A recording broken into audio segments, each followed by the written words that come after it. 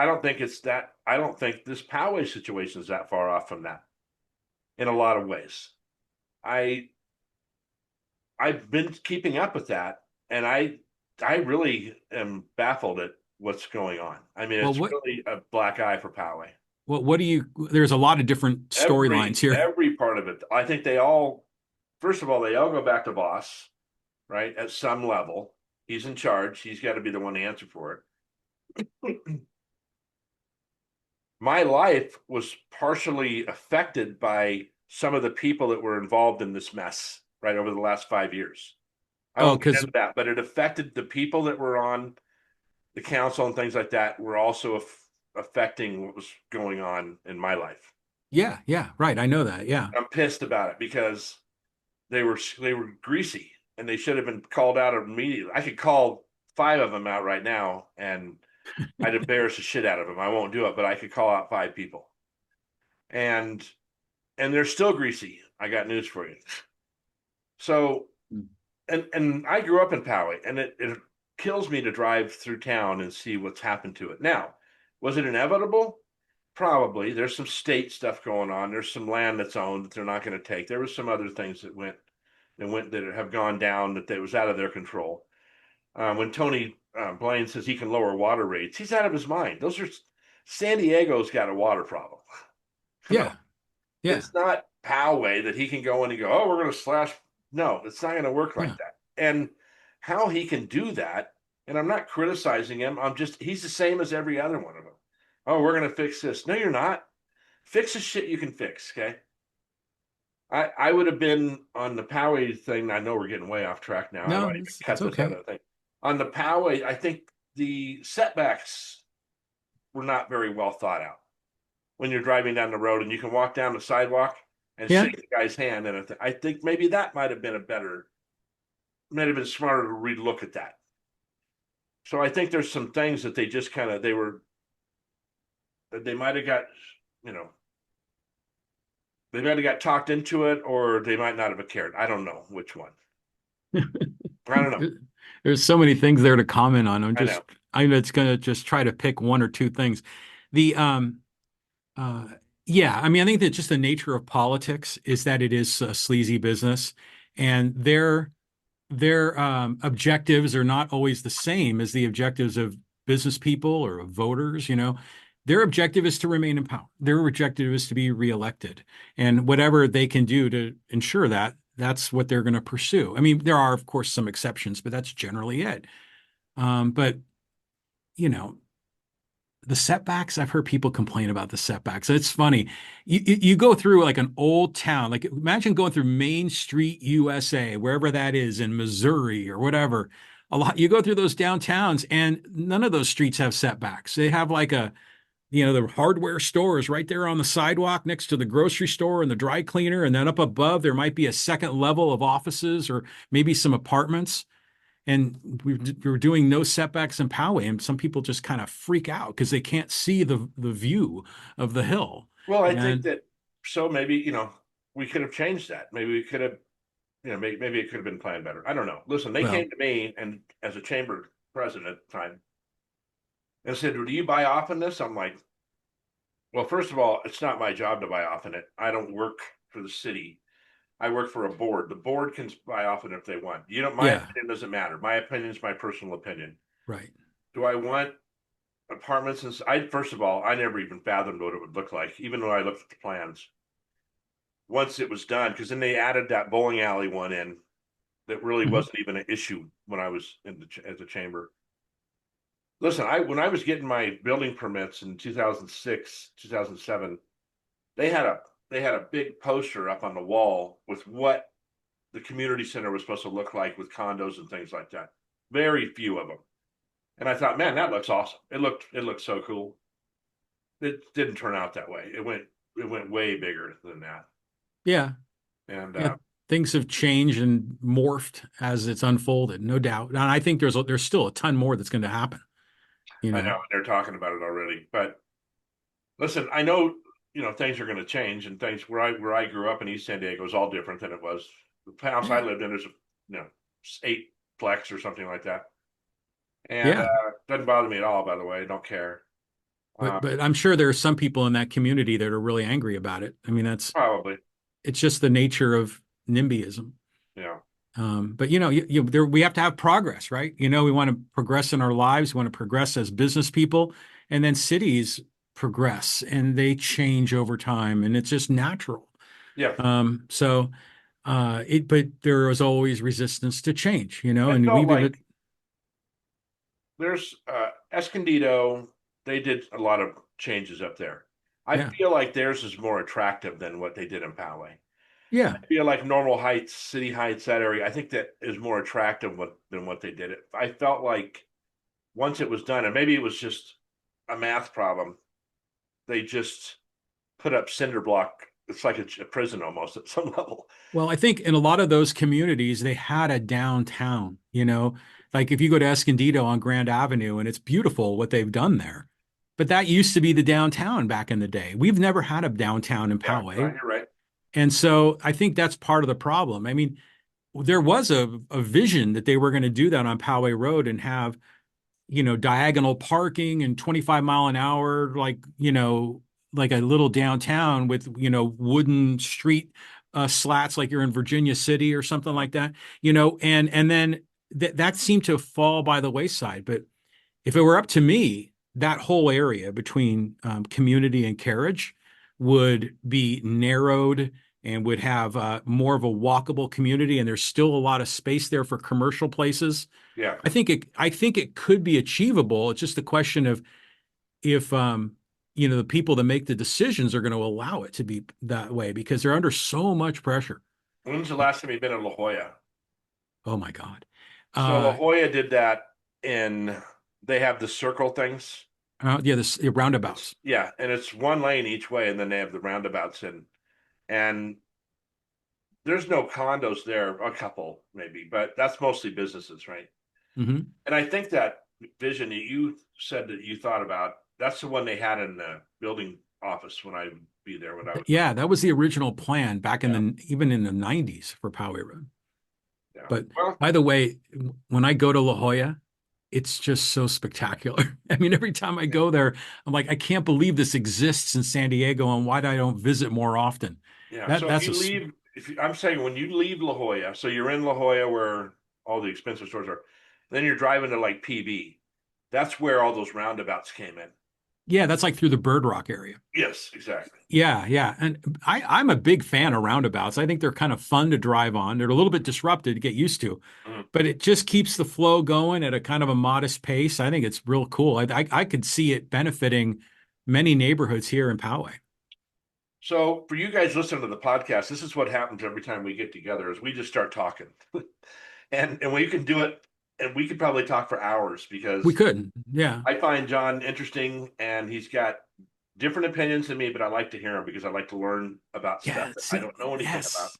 That's the great thing is Yeah, I try to do that as well on my podcast, and I'll have guests that I really don't really agree with on a lot of things, but I like to hear them out and challenge myself to understand, their point of view, and then really to challenge my own beliefs and my own principles to see if they really are on built on solid ground. So this so is I how we had improve. This is good. 100%. So the where I grew up, and I think I asked you and Tim this, we grew up very differently. Well, I don't know about you as much as, but Tim kind of grew up, in my opinion, in a Brady Bunch neighborhood, right? Oh, Like in, and I think that's kind of how his life was. And I'm not insulting him at all. It was no, that's parents had classic everything middle under class control. Americana. Yeah, I grew up in more of a, I don't know, say South LA, but let's say South LA really light, like 0 calories. It was bad, but it wasn't like what goes on in, Compton and places like that. We didn't have the population either. And Hmm. I didn't know I was growing up like that. I didn't know I only the Brady Bunch was just on Friday nights.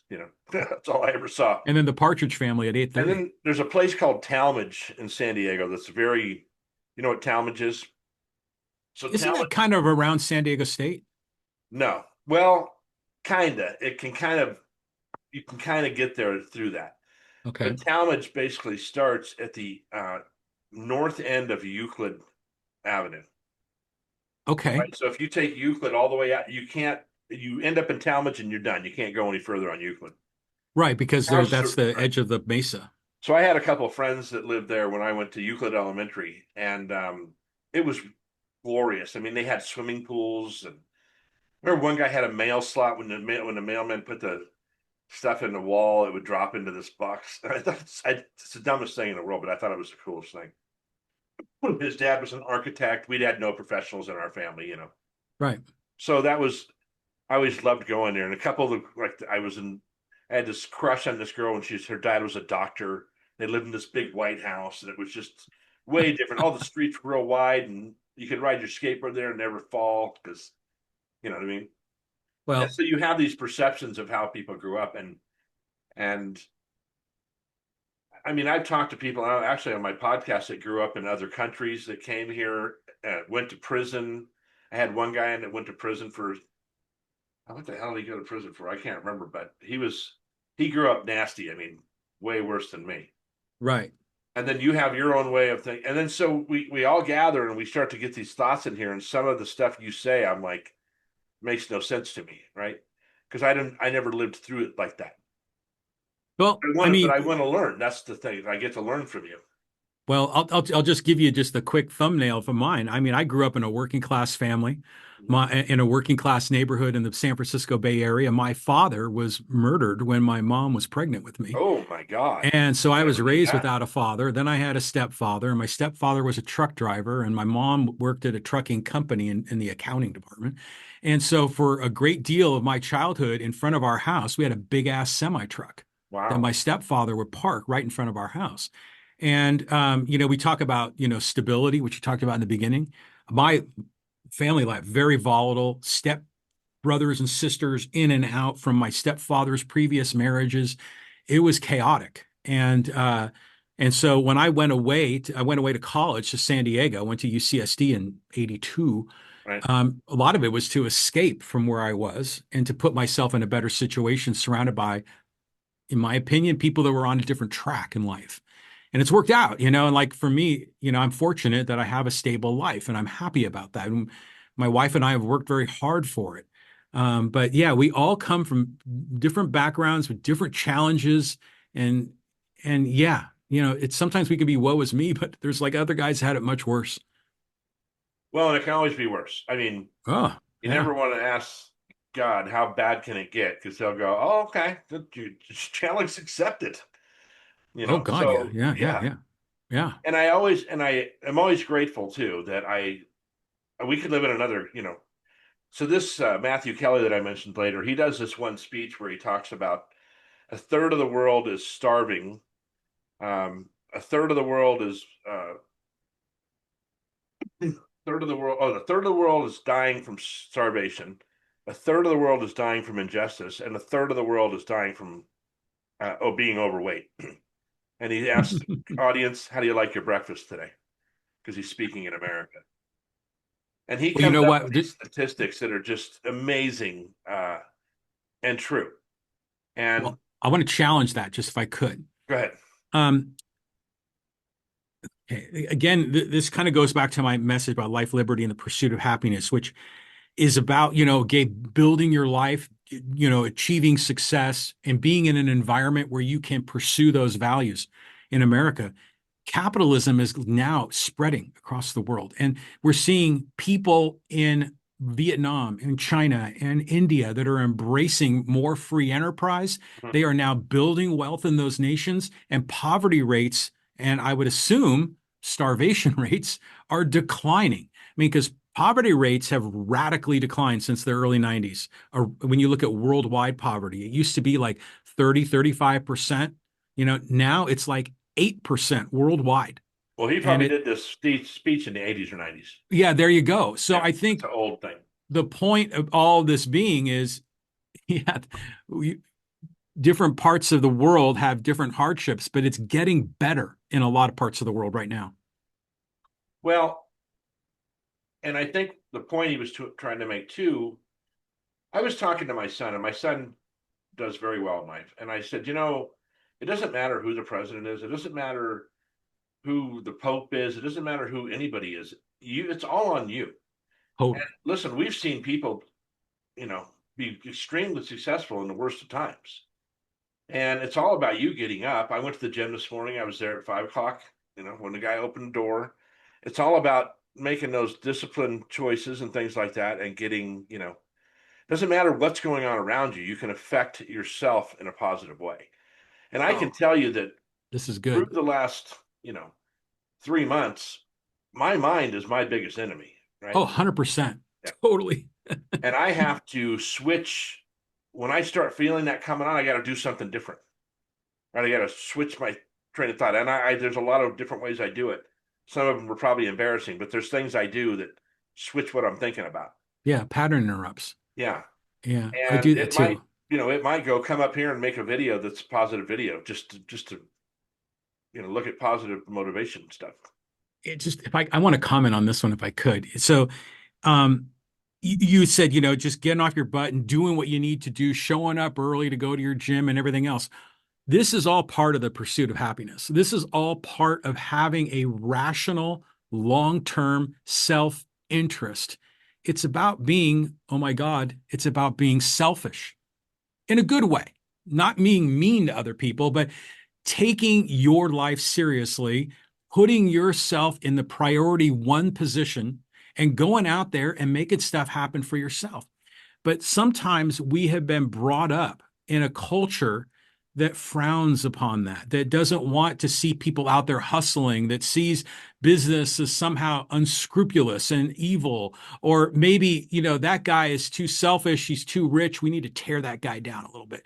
You know, Sometimes I think when we get into these moods, like you were saying, where you need to snap out of it because your mind is in the wrong spot, sometimes it's that pre-programming we've had as a child, whether that's the morality that comes from our parents or our church or where have you, that are so deeply wired that it takes a long time to unfold and break those out. Again, that's why I think your message and my message have such similarity, but we come at it from very different directions. But in Well, the end, it's about being better, being a it's better very funny, person.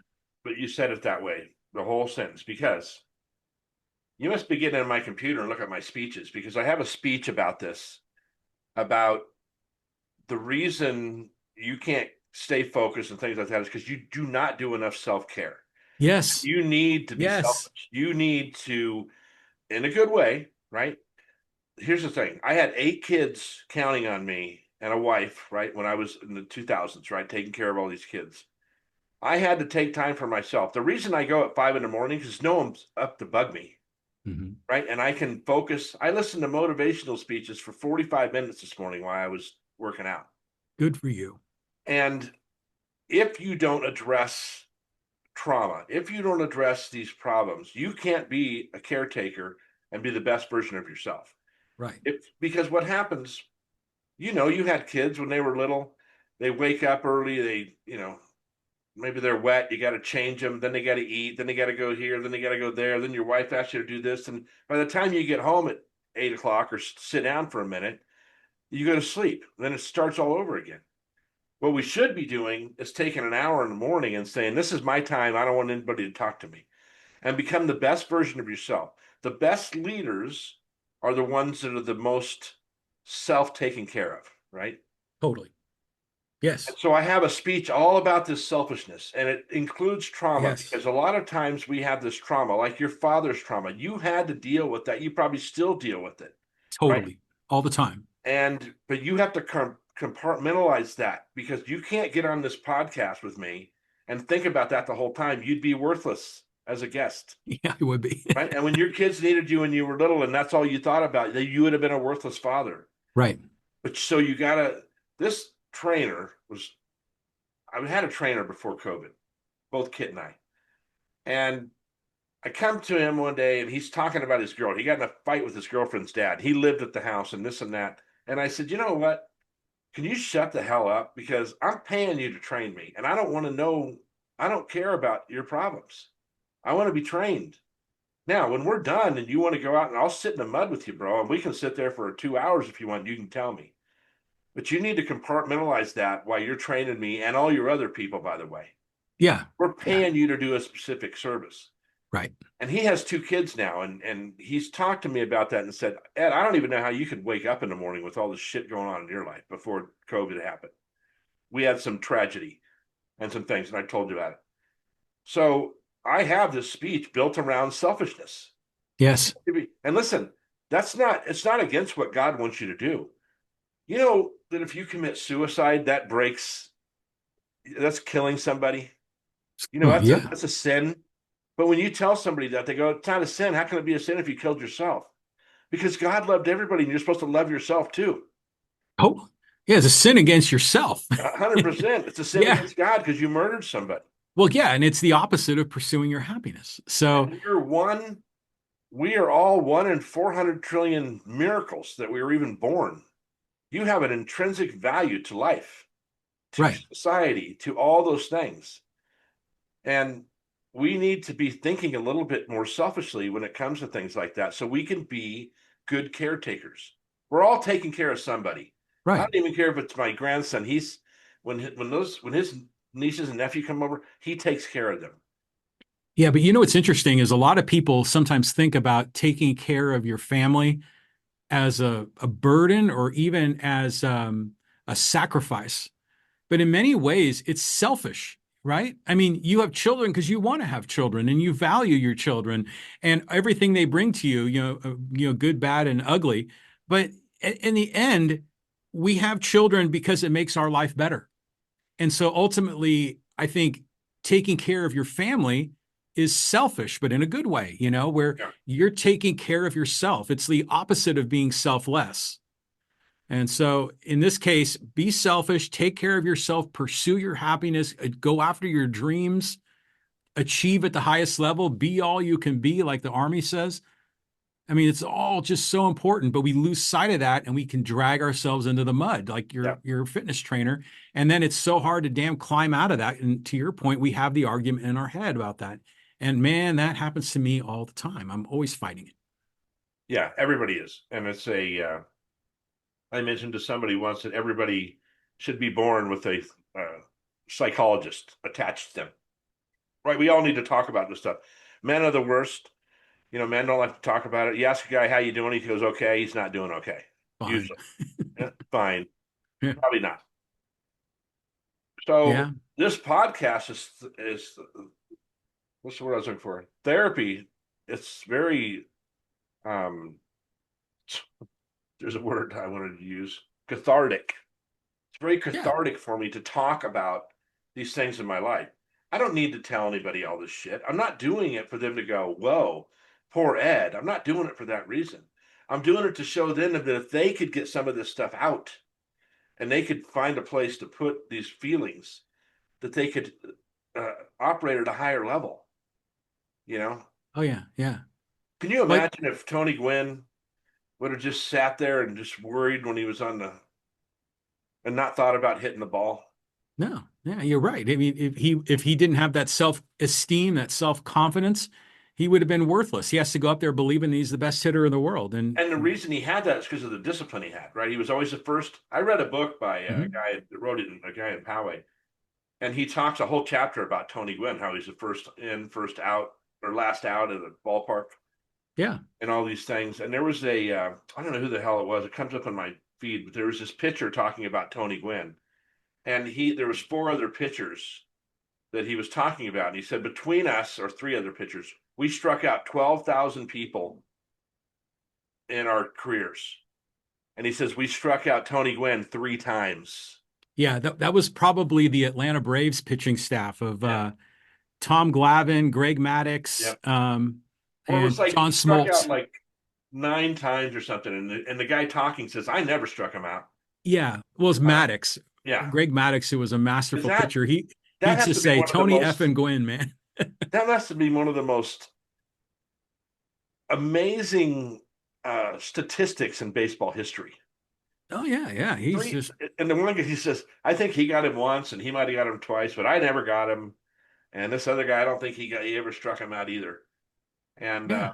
but anyway, I digress. But We've had a yes, lot of digressions in this I conversation. know That makes it these are fun. these, and what I'm going to do is break this podcast up into parts because it's going to be long. But Hmm. look at I can't thank you enough for being on my podcast. First of all, I don't can't thank you enough for the friendship and the encouragement you give me on a regular basis. It means so much. You have no idea how much it means to me. So Wow. I Oh, appreciate that. thank you. And keep doing what you're doing. We'll keep grinding together. Us old guys will figure out a way to get popular, how to blow up, as they say, right? Um, Yeah. Look, if I was a 19-year-old girl with a boob job and had one of these, great body, I could just put posts on Instagram all day and just have guys follow me all the time. But it's not so much do I have the Just be authentic, man. Be you. yeah. And that's the magic is when you are you, not the carefully considered version of you, because there's a million Well, of those people. you know, I think part of that carefully considered is cussing. I think some people get turned off by that, but um, I grew up with it. That's who I am. I had a guy tell me one time, Ed, you don't have to cuss that much, and I said, well, f you, I do. Um, and I got a big laugh out of that. Yeah. You laugh. Good. Good. And Just be my yourself, mom said man. to me, we were I was like 18 years old. I had some family over or something. And they asked her a question and she says, well, ask Ed. But she goes, but wait a second. And everybody goes, what? He says, if you ask Ed, he's going to tell you the truth. Like he has no filter. I don't know how he Yeah, got that yeah. way. And they asked me and I said something and they didn't like the answer. And they kind of get angry. My mom says, I just told you, I just warned you not to ask him because he was you know, I told somebody once, I said, they asked me about abortion. I said, well, you know, I'm good with abortion as long as the kid's 3 years old. And they said, what? And I said, yeah, yeah, yeah, yeah, yeah. Why would you want to abort it someone you don't know? If he's three and he's kind of bratty or whatever, or she's kind of bratty, kill him. And they said, that's ridiculous. And I said, so you'd rather kill somebody you don't know? You could have Gandhi could have been aborted and we would never have Gandhi. Right, right. So why would you? So you asked me, I told you, and now you don't like the answer. They said, well, you're Well, just being stupid. I said, I'm not. I'm just putting a rule on it, and you guys don't like the rule. well, let me just say this. You and I disagree on that politically, but I won't go down that rabbit hole. But I Yeah, will say I this. know. I love the fact that you have principles around that issue, and you have thought it through.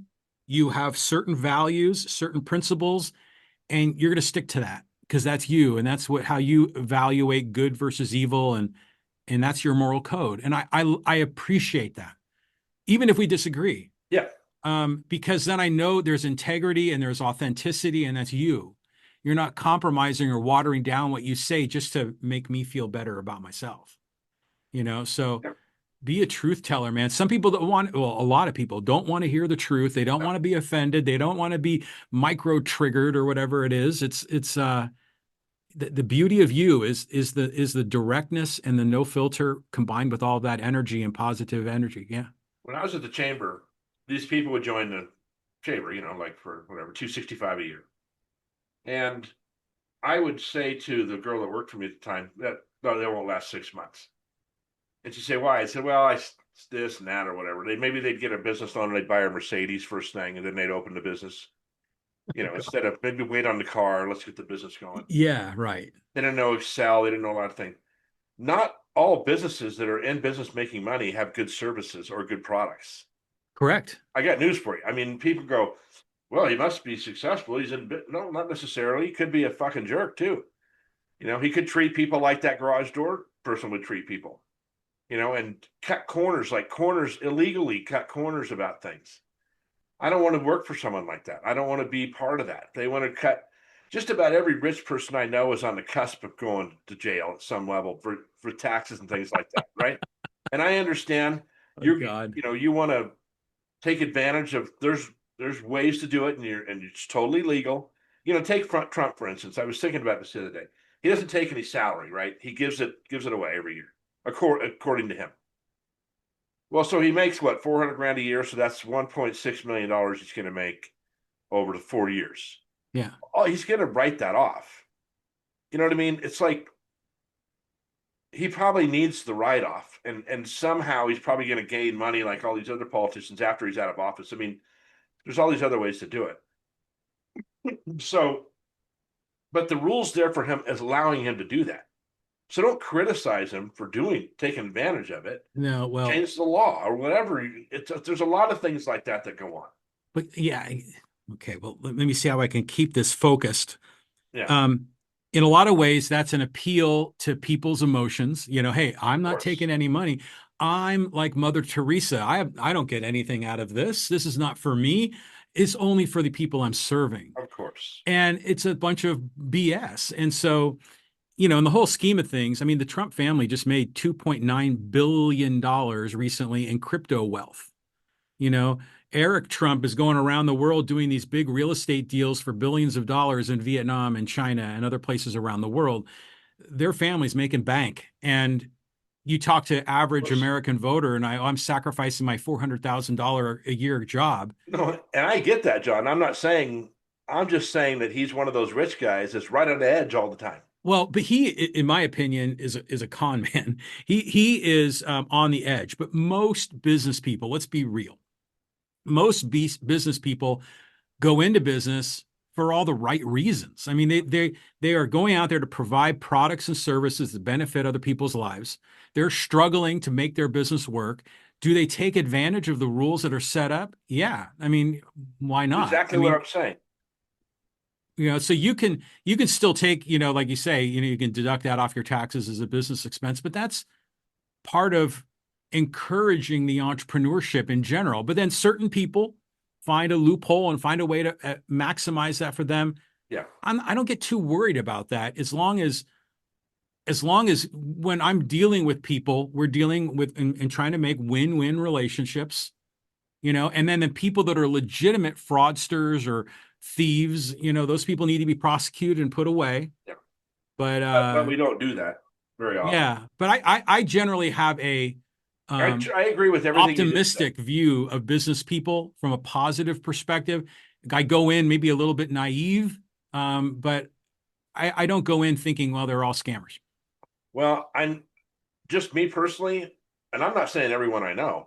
I just know a few greasy people out there Oh, yeah, there's lots of them out there. Yeah. that are, doing some stuff. And I look at the system's built as the system's built. You either change the system or you allow people to get away with the system stuff. Well, yeah, and I think also we have to think in terms of how do I focus on my life to use the system and play the game to my advantage for my own selfish reasons, doing it legally, doing it ethically, doing it for all the right reasons. Meanwhile, yeah, there's going to be some of these unscrupulous a-holes out here that are Uh, going to be screwing people over, and you hope they get caught. But I don't waste my energy worrying about them. no, I don't either. And you know what? I said something at the beginning of the podcast that sounds a little greasy, kind of, that I'm trying to get a celebrity on my podcast so I can grow my name off of theirs.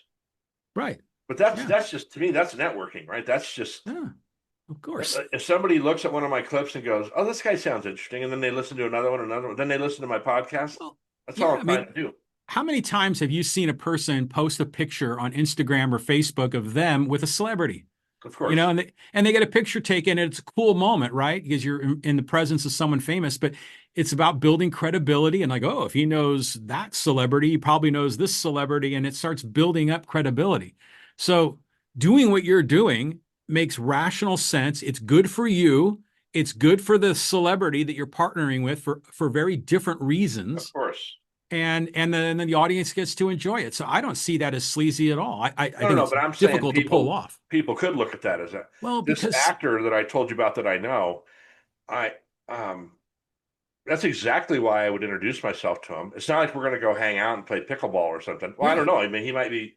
We might go, shit. We really like each other. I don't know what's going to happen. Well, he might end up, wanting to do something with you, maybe because he likes to be a man of the people, and Right. can connect with his local community. So he Yep. has his own reasons, you have yours.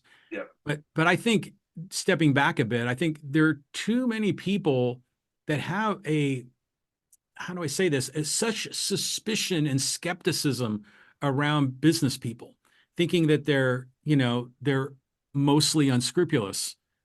I don't fully buy into that. No, I don't either. And Hmm. listen, I know some super upstanding, awesome business Oh people yeah, of course. that would give the shirt off their back. If No, yeah. you needed it. And when I was in the chamber, we were always trying to raise money. We had a lot of companies that were willing to help us sponsor things and do this and do that. And I was always appreciative of that and very interested to make sure that they got their mileage. When I was in the moving company, the school Hmm. asked me to donate some water. They were having one of these fun runs. Hmm. And I said, I don't have a problem doing that. I'll donate some, but do me this favor. Let the parents know that all these sponsors that gave their money freely should be looked at when they need a service, right? If there's someone's going to move, they should look Yeah. at me first. I'm not saying I should get all the business, but I should at least be considered that I helped you guys out. And I would Right. do that. I would say, um, why don't you look like we had this big push to do business in Poway, and you should do business in Poway as much as you can because part of those taxes go back to Yeah. your city, and I should do business in San Diego as much as I can, or Poway if that's where I grew up and I want to decide to give them that. That's why car dealerships are so awesome in towns because there's a lot they pay a lot of taxes on those cars, and a lot of it goes back to they make money for the city. Hmm. So anyway, Well, man, when people donate to worthy causes in town, they might think that they're being altruistic and giving back to the community, but they're doing it for rational reasons. When a business gives money to the Little League, they hope to see their sign on the outfield wall, which is going to give them greater exposure and more business in the door. And as so, they should, yeah, so as they it's should expect that. yeah, so it's win-win, right? Business is win-win. The buyer wins, the seller wins. And if a company makes a donation to a chamber of commerce or some other worthy cause or fundraiser, yeah, they want to get some love back, and if they can be promoted by in this case the chamber, that makes total sense, Yep. share the love. Yep. No, I agree. Well, we've been a long time. I think we might have solved some of the world's problems too, which is good. I know I had some technical problems early, so thanks for being patient with me.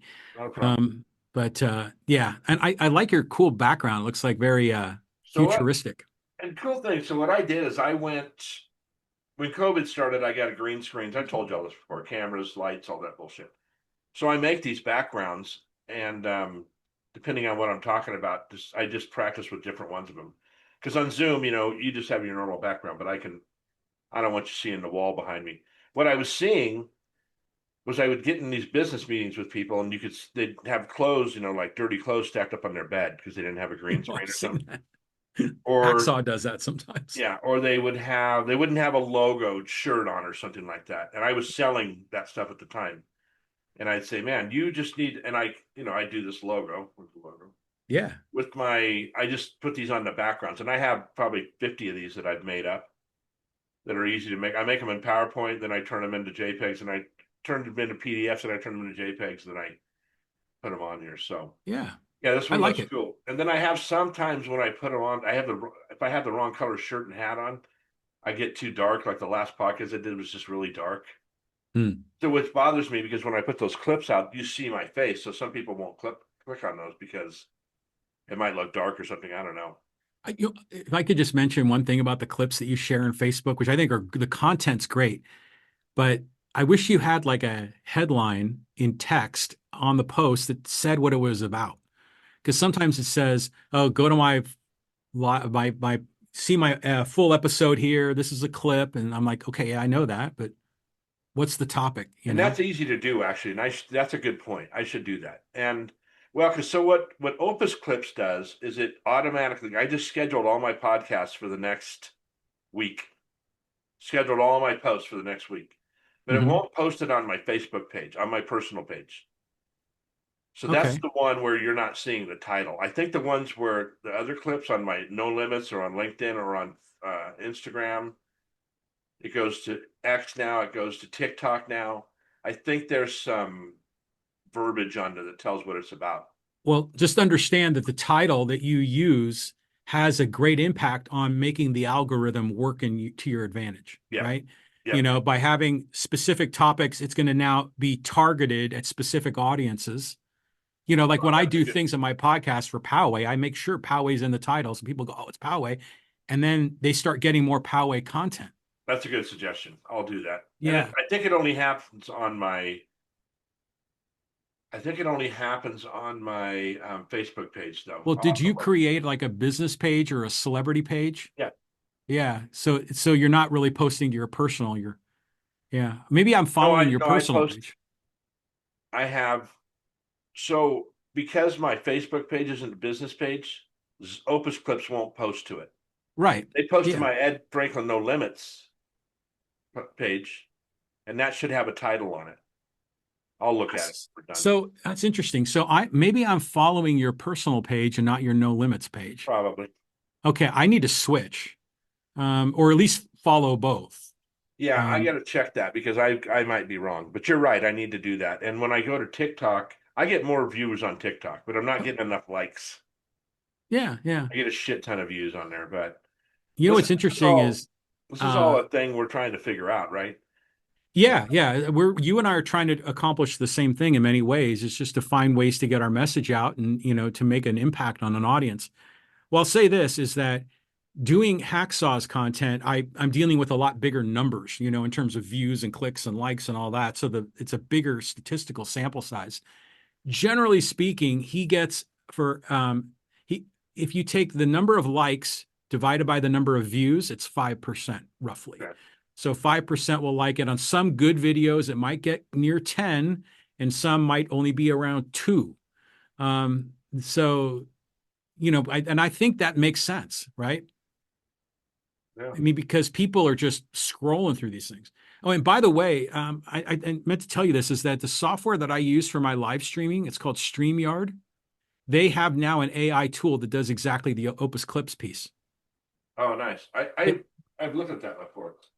and I haven't started using those clips yet because it's, kind of AI driven.